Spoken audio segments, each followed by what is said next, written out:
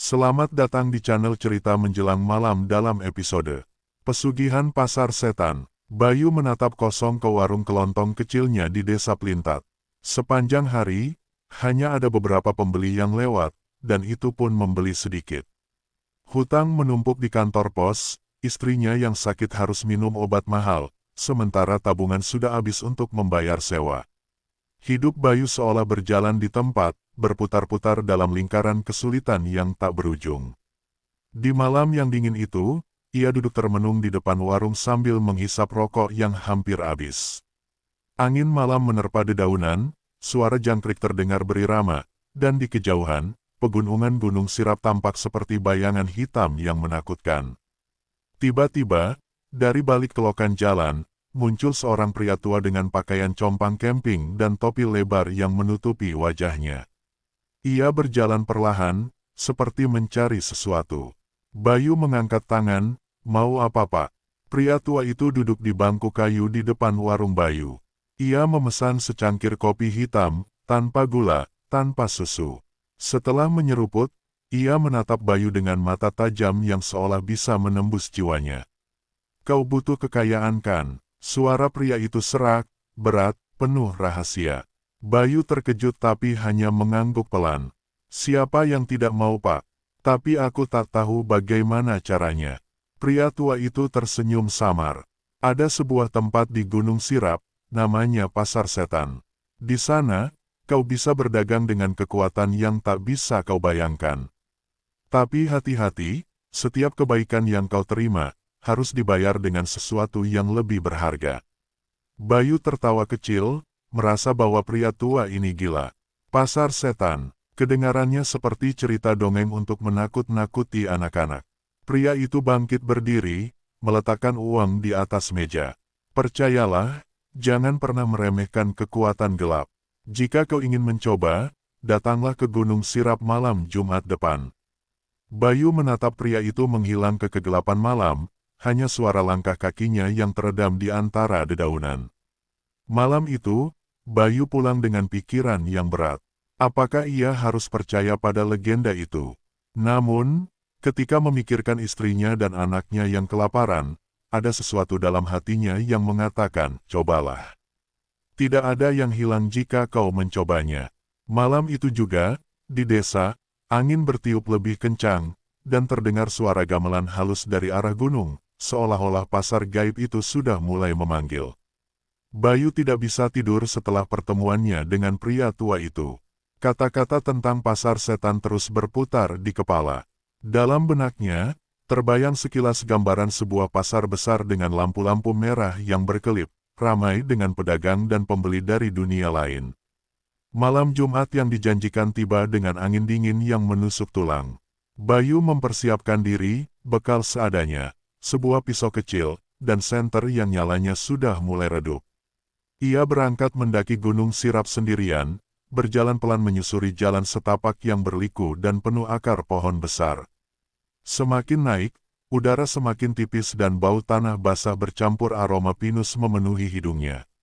Kabut mulai turun, menyelimuti setiap langkahnya. Suara hutan malam, gemerisik dedaunan, suara binatang kecil, seolah mendampinginya. Tapi di balik semua itu, Bayu menangkap suara samar, hampir seperti gamelan yang dimainkan jauh di puncak gunung. Bayu mengikuti suara itu, meskipun hatinya berdebar kencang. Ia merasa seperti memasuki dunia lain, tempat yang berbeda dengan yang pernah ia kenal. Semakin jauh ia melangkah, bayangan-bayangan samar mulai bermunculan, wajah-wajah tanpa ekspresi, sosok-sosok berjubah merah, dan lentera-lentera merah yang melayang di udara. Tiba-tiba, ia sampai di sebuah lapangan luas yang terang benderang, dipenuhi oleh kios-kios yang tidak terlihat seperti pasar biasa. Barang-barang yang dijual tak pernah dilihat Bayu sebelumnya, emas yang berkilauan meski tanpa cahaya, hewan kecil yang berjalan dengan suara gamelan, dan botol-botol kaca berisi asap berwarna-warni. Semua makhluk yang hadir mengenakan penutup wajah yang terbuat dari kain hitam, dan mereka berdagang dengan bahasa yang tak dimengerti manusia. Seorang makhluk berjubah merah mendekati Bayu dan menyerahkan sepotong kain hitam. "Kalau kau ingin berdagang, pakailah ini." Pasar hanya menerima mereka yang mau menukar identitas. Bayu ragu, tapi ia tahu ini kesempatan terakhirnya. Dengan tangan gemetar, ia mengikat kain itu di wajahnya dan langsung merasakan dunia berubah. Saat itu pula, waktu dan ruang seakan terhenti. Bayu berdiri di tengah pasar gaib yang hanya bisa dilihat oleh mereka yang sudah terikat. Sebuah suara dalam hati berbisik, "Selamat datang di pasar setan. Apa yang ingin kau tawarkan, dan apa yang kau ingin dapatkan?" Bayu berdiri di tengah keramaian pasar setan, dikelilingi oleh makhluk-makhluk berjubah merah dan hitam dengan topeng menakutkan. Bau dupa, campuran harum bunga melati dan aroma besi hangus, memenuhi udara. Sosok berjubah merah yang memberikan kain hitam tadi mendekat lagi, kali ini membawa sebuah peti kecil yang terbuat dari kayu tua penuh ukiran. "Apa yang kau tawarkan, manusia?" tanyanya dengan suara serak dan dalam. Bayu menggenggam erat buku catatan yang selalu dibawanya, bekal warisan dari ayahnya, penuh dengan catatan tentang legenda pasar dan mantra-mantra pelindung. Tapi saat ini, semua itu terasa tak berguna. Aku ingin kekayaan. Cukup untuk mengobati istri dan anakku, cukup untuk membayar hutang dan membuka warung ini kembali, jawab Bayu dengan suara gemetar. Makhluk itu tersenyum, wajahnya tersembunyi di balik topeng yang menakutkan. "Kau harus menukar sesuatu yang berharga. Di sini, segalanya punya harga, dan harga itu adalah jiwa." Bayu mengangguk, walau hatinya berat.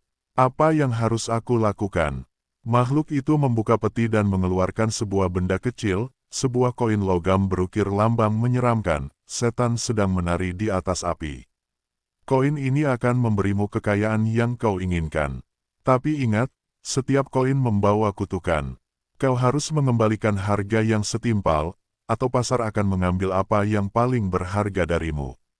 Bayu menerima koin itu, dan seketika udara sekitar bergetar. Mata Bayu menangkap bayangan dirinya di cermin-cermin kecil yang tergantung di sekitar pasar. Ia melihat bayangan dirinya perlahan memudar. "Perjanjian sudah dibuat," bisik makhluk itu. "Jika kau ingin mundur, koin harus kau kembalikan. Tapi hati-hati, pasar tidak pernah membiarkan sesuatu kembali dengan mudah." Bayu kembali ke dunia nyata dengan tangan gemetar, koin itu masih hangat di genggamannya. Esoknya, warungnya mulai dipenuhi pembeli, uang mengalir deras seperti sungai yang tak berhenti. Hidup Bayu berubah dalam sekejap. Namun malam itu, dalam mimpi buruk, Bayu melihat bayangan hitam yang merangkak masuk ke rumahnya, mengintai, menunggu waktu yang tepat untuk menagih harga.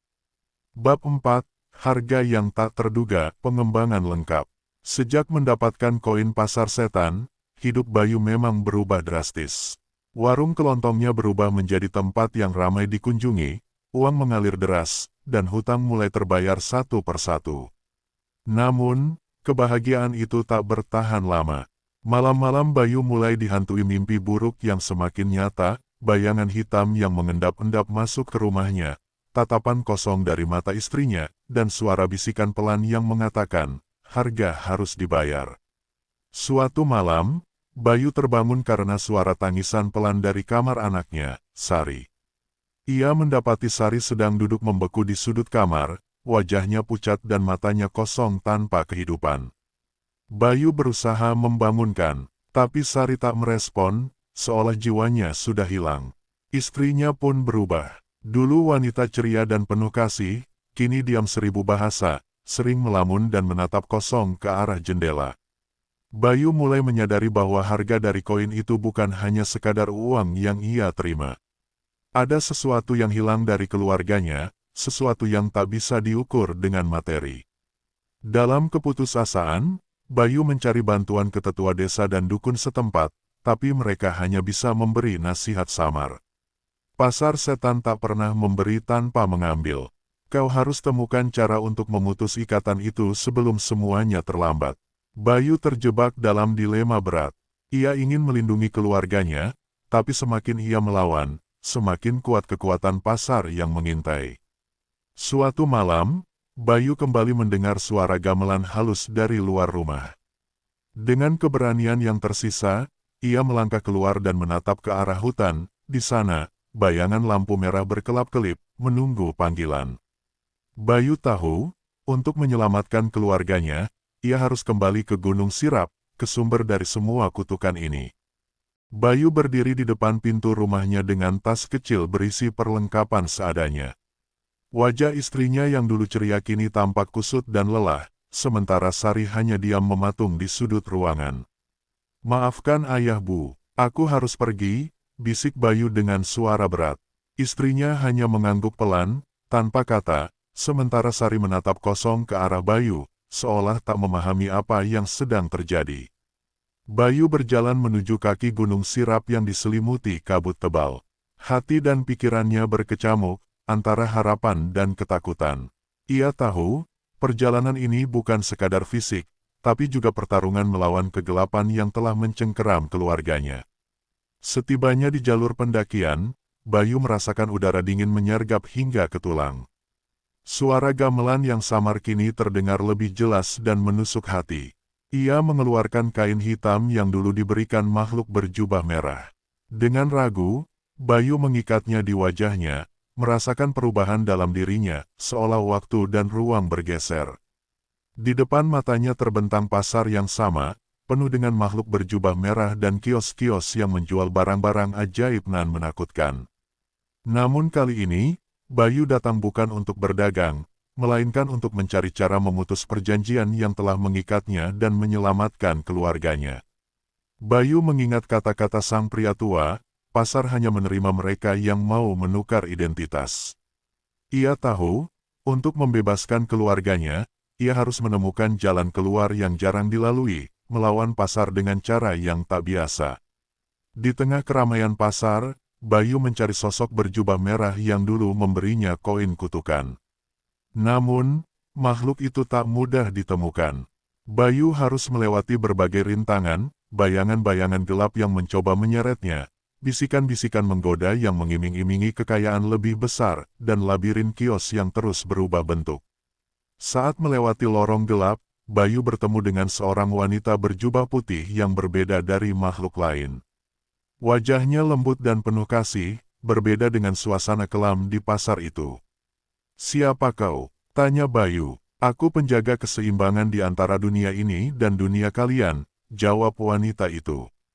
"Kau datang dengan niat baik, tapi kau harus siap membayar harga yang sesungguhnya, keberanian dan pengorbanan." Bayu menatap wanita itu penuh harap dan keraguan. Ia tahu, jalan di depan penuh risiko, tapi ia tak punya pilihan lain. Wanita berjubah putih itu mengajak Bayu ke sebuah altar tua yang tersembunyi di sudut pasar, dikelilingi oleh lilin berwarna merah dan hitam yang berkelap-kelip dalam kegelapan. "Ini adalah tempat di mana dunia kita bersentuhan," kata wanita itu lirih. "Ritual yang akan kau jalani bukan hanya menguji keberanianmu, tapi juga niat dan kesungguhan hatimu." Bayu mengangguk, merasakan berat tanggung jawab yang ada di pundaknya. Ia tahu, jika gagal, bukan hanya dirinya yang hilang, tapi seluruh keluarganya akan terseret lebih dalam kegelapan. Wanita itu menyerahkan sebuah pisau kecil dengan bilah berkilau aneh. "Pisau ini bukan untuk membunuh, tapi untuk memutus rantai.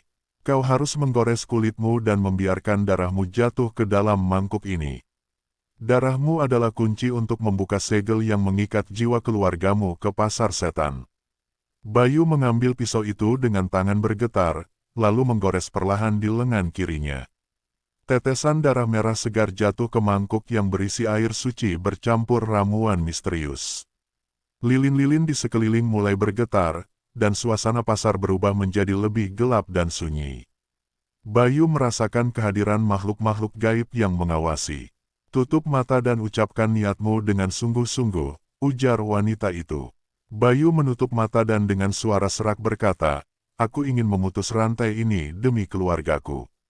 Aku rela menghadapi segala risiko demi menyelamatkan mereka dari kegelapan ini." Suara gamelan yang selama ini menghantui kini berubah menjadi melodi lembut yang mengisi udara. Bayu merasakan energi mengalir dari darahnya ke dalam mangkuk, dan perlahan suasana mulai bercahaya. Namun, ujian belum selesai. Bayu membuka mata dan di hadapannya berdiri bayangan sosok ibunya yang sudah berubah, mata kosong, tubuh membeku, namun wajahnya memancarkan kesedihan mendalam. Ibu, Bayu terhuyung, namun bayangan itu menatap tajam. Untuk menyelamatkanku, kau harus melepas aku. Aku adalah bagian dari pasar sekarang. Bayu menyadari bahwa untuk benar-benar membebaskan ibunya dan keluarganya, ia harus menghadapi keputusan paling berat, mengorbankan sesuatu yang paling berharga. Bayu terpaku di hadapan bayangan ibunya yang kini berdiri di depan altar. Sosok yang dulu hangat kini berubah menjadi sesuatu yang asing dan menakutkan. Mata kosong itu menatap dalam ke jiwa Bayu, seolah membaca setiap rasa takut dan harapannya. Bayu, suara itu bergema lembut tapi penuh kesedihan, aku adalah bagian dari pasar setan sekarang. Jika kau ingin membebaskan kami, kau harus melepaskan ikatan terakhir antara kita. Bayu mengerang, hatinya remuk. Ia tahu apa maksud bayangan itu, untuk membebaskan keluarganya, ia harus melepaskan sesuatu yang tak tergantikan, mungkin bahkan dirinya sendiri. Wanita berjubah putih yang menemaninya berkata, ini adalah ujian terberat. Kau harus memilih antara kehilangan dirimu atau kehilangan keluargamu. Di sekeliling altar, makhluk berjubah merah mulai mengerumuni, tatapan mereka seperti menunggu kegagalan Bayu. Tapi ada juga kilatan harapan dari wanita berjubah putih yang terus memberi semangat. Bayu menutup mata dan menarik napas dalam-dalam. Kenangan hangat bersama keluarganya berputar di benaknya, senyum istrinya, tawa anaknya, perjuangan panjang yang sudah mereka lalui bersama. Dengan suara penuh tekad, Bayu berkata, aku rela menghadapi apapun demi keluargaku. Tapi aku tidak akan menyerah pada kegelapan ini. Ia mengangkat pisau kecil tadi, lalu menggoreskan di pergelangan tangan kirinya. Darahnya menetes ke mangkuk ritual, bercampur dengan ramuan dan energi mistis yang mulai berputar liar. Seketika, cahaya putih terang membanjiri pasar, membuat makhluk-makhluk berjubah merah mundur dengan raungan kesakitan. Bayu merasakan kekuatan besar mengalir dari dalam dirinya, bukan kekuatan pasar, tapi kekuatan cinta dan keberanian. Bayu mengucapkan mantra yang dipelajari dari buku ayahnya, kalimat kuno yang mengikat pasar dan menghapus kutukan. Bayangan ibunya mulai memudar, dan dengan senyum terakhir yang penuh kedamaian, ia berkata, terima kasih, Bayu, kau telah membebaskan kami. Pasar setan pun perlahan runtuh, cahaya merah berubah menjadi abu, dan Bayu menemukan dirinya berdiri di bawah langit malam di Gunung Sirap, sendirian tapi bebas. Saat kembali ke rumah, Bayu melihat istrinya dan Sari yang telah kembali ceria, penuh kehidupan, seolah kutukan itu tak pernah ada. Bayu tahu, harga yang dibayar sangat mahal, tapi cintanya telah mengalahkan kegelapan. Waktu berlalu, dan desa kecil di kaki Gunung Sirap perlahan kembali hidup dengan damai. Warung Bayu yang dulu hampir gulung tikar kini menjadi simbol harapan dan perjuangan. Bayu dan keluarganya menjalani hari-hari dengan penuh syukur. Meski bekas luka dari perjanjian pasar setan tak pernah benar-benar hilang, mereka belajar untuk hidup tanpa takut dan dengan hati yang lebih kuat. Kadang, ketika malam tiba dan angin berbisik di antara pepohonan, Bayu masih mendengar suara gamelan samar, sebuah pengingat bahwa dunia ini penuh misteri, dan bahwa setiap keputusan membawa konsekuensi. Namun kini, Bayu tahu satu hal pasti, cinta dan keberanian mampu menembus kegelapan manapun, mengalahkan kutukan yang paling kelam sekalipun. Jejak Bayu, di pasar setan mungkin tak terlihat oleh mata biasa, tapi kisahnya akan terus hidup dalam bisikan angin dan nyanyian malam, menginspirasi siapa saja yang berani melangkah menghadapi takdir. Dan cerita pun berakhir. Terima kasih sudah menonton channel ini. Jika kalian suka dengan konten yang kami sajikan, jangan lupa untuk like, komen, share, dan subscribe. Sampai jumpa pada episode cerita menjelang malam selanjutnya.